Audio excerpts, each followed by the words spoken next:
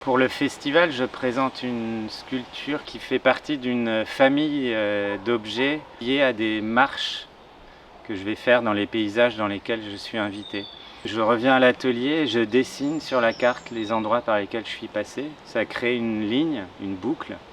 Et cette boucle, je la découpe dans l'acier et je la mets en forme en fonction des paysages traversés, des émotions ressenties pendant la traversée. Et donc là, l'idée, c'était d'aller du Mont Noir en France, là où on est, dans le parc de la Villa, au Mont Rouge, de l'autre côté de la frontière, pas très loin.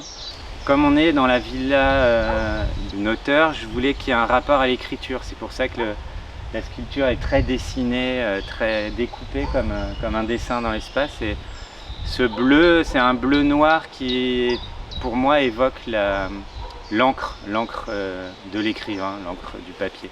Elle est composée de plusieurs formes, plusieurs éléments qui sont reliés par des platines qui ont la forme de portions du parc. En fait, j'ai redessiné le parc à partir du plan du parc et j'ai choisi de les faire de cette couleur un peu étrange qui est de l'or pour évoquer un des romans de Yourcenar des plus connus, qui est l'œuvre au noir, où elle raconte l'histoire d'un alchimiste qui cherche à transformer le plomb en or. Et je me disais qu'il pouvait y avoir une relation travaillant le métal et évoquer ça. En fait, la sculpture, elle se déploie, elle trouve sa forme grâce au végétal qui l'entoure.